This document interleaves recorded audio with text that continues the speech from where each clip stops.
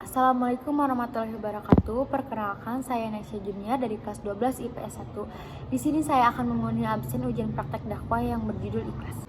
Asyhadu alla ilaha illallah wahdahu la syarikalahu wa asyhadu anna Muhammadan abduhu wa rasuluhu la nabiyya ba'da. Allahumma sholli wa sallim wa barik ala rasulillah wa la alihi wa sahbihi wa man walahu amma ba'du. Teman-teman yang dirahmati Allah Subhanahu wa Ta'ala, dalam kesempatan kali ini izinkan saya menyampaikan ceramah singkat tentang ikhlas yang menjadi syarat diterimanya amal. Seperti diketahui, umat Islam dituntun oleh Allah Subhanahu wa Ta'ala dan Rasulullah Shallallahu Alaihi Wasallam untuk senantiasa memperbanyak perbuatan baik. Berbuat baik sebenarnya adalah inti dari tujuan diturunkannya Islam ke dunia melalui Nabi Muhammad Shallallahu Alaihi Wasallam. Sebagai inti ajaran Islam, tentu sikap baik ini juga harus termasuk dalam pandangan Allah Subhanahu wa Ta'ala, bukan hanya manusia.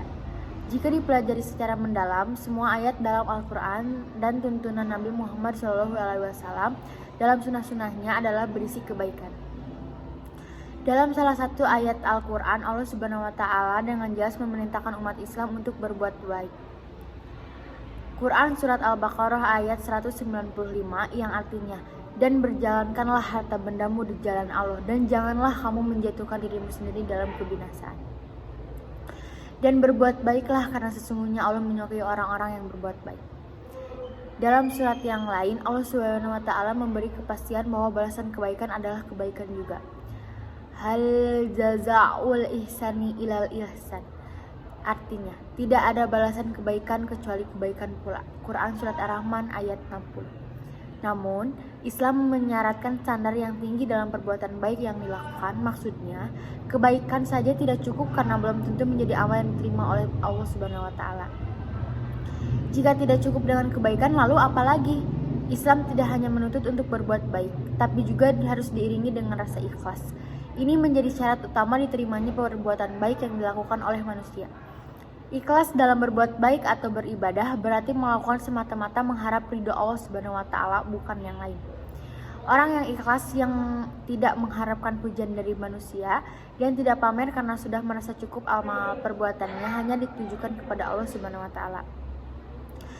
Dalam ayat lain disebutkan Quran Surat Al-A'raf ayat 29 yang artinya, katakanlah Tuhanku menyuruh menjalankan keadilan, dan katakanlah luruskanlah muka dirimu di setiap sembahyang dan sembahlah Allah dengan mengikhlaskan ketaatanmu kepadanya. Sebagaimana Dia telah menciptakan kamu dan permulaan, demikian pula lah kamu akan kembali kepadanya. Jelas sekali diterangkan dalam ayat-ayat tersebut bahwa umat Islam diperintahkan untuk melakukan semua amal perbuatan baik dengan ikhlas. Demikian ceramah singkat tentang ikhlas ini saya sampaikan. Atas perhatiannya saya sampaikan terima kasih. Wassalamualaikum warahmatullahi wabarakatuh.